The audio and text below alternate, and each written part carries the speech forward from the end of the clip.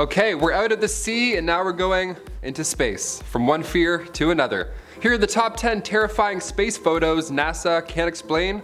Part 2. Kicking off the list at number 10, the largest known comet. Comet Bernardelli-Bernstein. What a name right there.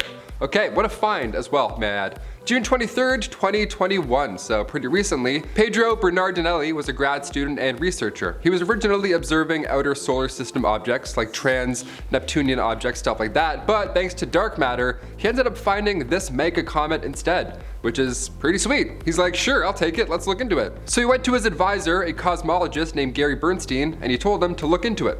Like to literally look into it. 10 times wider than a typical comet. This thing is huge. Last time it was near our sun was a good 3 million years ago, and now it's back.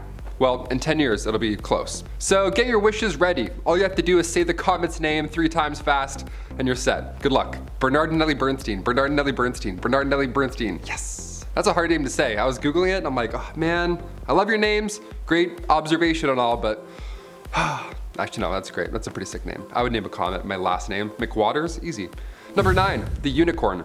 Not to be confused with Unicron, although both are equally scary, I'd say. The unicorn is the closest black hole to Earth. But don't panic, it's not gonna, turn us into spaghetti anytime soon, so we're good. The unicorn gallops 1,500 light years away from Earth. It's far away, and it's also pretty small. It's a tiny black hole, so it's extremely hard to find. That's why telescopes like James Webb will come in handy, so we can identify more of these little guys. Researchers were able to find the unicorn because a near star, a red giant for that matter, had its light shifting towards something. It's always special when you see sunlight just doing this, just melting towards something. You're like, okay, let's take a look. So they named it the unicorn because it's also tucked away in the unicorn constellation, Monoceros. The fact that it's rare also inspired the name, so yeah, it's a win-win. They're like, unicorn? Wait, can we do this? This is perfect.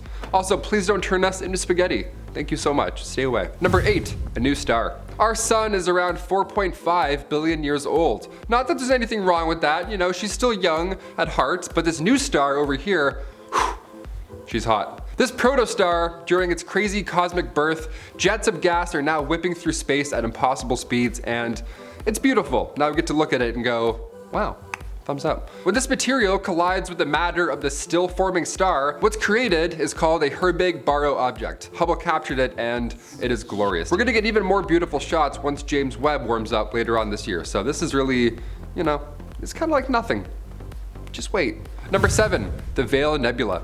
While most subjects on this list are far away from us, the Veil Nebula you can see with a common pair of binoculars on clear conditions. Today we're going with NASA's Hubble telescope view. They got a pretty good look at this gas giant. What you see here is 5 different layers of ionized gases. This cloud is floating around 2,100 light years away. In order to get a photo of the entire nebula, it would be, well, near impossible. See, the Veil Nebula spans 130 light years wide, which is around 100 times larger than our own solar system. So yeah, binoculars ought to do it. You'll see it somewhere. It's pretty big. Number 6, total eclipse. This total eclipse was not of the heart, but it did occur back in December 2021. Not long ago at all. If you didn't see a total eclipse a few months ago, don't worry, we all missed out. I mean, unless you live in Antarctica, we all missed out on this one. This was hard to catch. For a halfway point, I figured I'd throw in a relatable, nice, yet still haunting feature.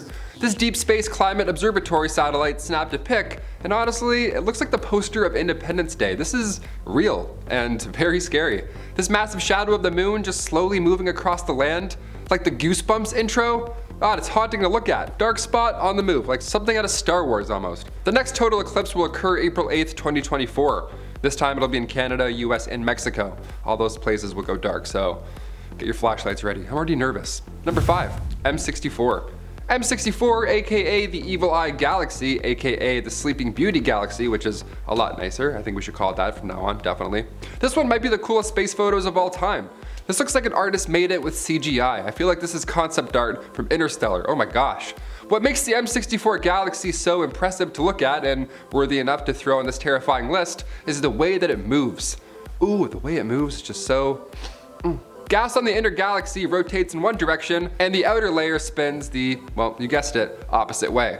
This is odd behavior for a galaxy. Scientists theorize that the Evil Eye Galaxy, Sleeping Beauty Galaxy, is the result of 2 galaxies crashing into one another. The fascinating thing really is we're looking at something 17 million light years away. So this image of the Evil Eye Galaxy, Sleeping Beauty, is actually from a long time ago, most likely. Mind-bending, right? Space is pretty mind-bending, also terrifying. That's why the James Webb is such a big deal. We're gonna see very far into our past, theoretically. No one really knows what's gonna happen. He's just gonna look and, oh, dinosaurs. Number 4, gamma bursts. Somebody give Bruce Banner a heads up because we got a lot of gamma. We have so much gamma. When we look at extinction level events like, say, I don't know, a meteor smashing into the planet, we can bounce back from that. Humans, evidently. I mean, look at us. We're doing lists now. We're like, hey, subscribe, hit that thumbs up. I mean, sure, we lost some dinosaurs along the way, but millions of years later, we're here, we're popping. But when it comes to gamma rays hitting the planet, yeah, we're not so lucky at that point. We can't bounce back from that one. If a gamma ray happened any time in our past, be it millions of years ago, we still wouldn't be here. Gamma rays happen when stars explode in distant galaxies. See, light and energy then shoots out along with gamma rays, radio waves, neutrinos, just a cosmic cosmo, all that good space stuff just shook up and then blasted at you. But then these gamma rays would travel light years through space, and if they were to hit Earth, our ozone layer would be toast, just gone forever, just like that. We would be engulfed in chemical smog forever. No bouncing back from that at any point. Or if we did bounce back from it, we'd be lizards or something, you know? We'd be lizard people. Walking around, a bunch of licky dudes, just breathing on people. That'd be okay. Number 3, supernova. For this next one, we'll be looking at Betelgeuse. And no, I don't mean Michael Keaton, although he's pretty scary. I don't want to say it 3 times. I'm keeping count just to be safe. I'm talking about the red giant located in the Orion constellation. It began to dim back in 2019, which is not a great sign. Its decay would be quite noticeable here on Earth. For example, the last time a star went supernova and we were able to observe it, the last time was 1604, and that was the Kepler star. It was beautiful and bright for weeks. Even during the day, we could still see it. All day long, people are like, that's gotta be pretty annoying, huh? Can't wait for that one. But when Betelgeuse finally dims out of existence, you have to wonder if we're far enough to be safe. Which sunscreen is good for solar flares? You know what I'm talking about? Like, I freckle up as is. I'm screwed if this happens. Scientists agree that we need to be much closer for the radiation to actually cause harm, but scientists also tell us quite often about these wandering stars and how black holes will just appear out of nowhere. So who really knows? Betelgeuse. Number 2, the sun. While it's not recommended we stare at it, the sun is pretty beautiful. Living in Canada, we're just now seeing it maybe a little bit, just a tad, fingers crossed. No, not really at all, I guess. It's a terrible idea to look at the sun, especially through a telescope, so we don't recommend that at all. Thankfully, we have photographer Andrew McCarthy to help out. Andrew layered together 150,000 different photos of the sun to create this 300 megapixel image for us to safely look at. I opened this photo on my phone and my phone literally got hot. I was like, wow, this is a great photo. I can actually feel it. It's so nice. Next time you're outside and it's hot, just remember that this scary thing is floating above you. Think of that next time you're getting your tan lines. In order to not go blind or, you know, light any fires in his home, Andrew required a special telescope with numerous filters. So if you're thinking of pointing your phone or telescope at the sun today, just don't do that. It's like the magnifying glass trick with the sun. Yeah, just fires 101. It's all bad. Don't even try. And finally, number 1, James Webb.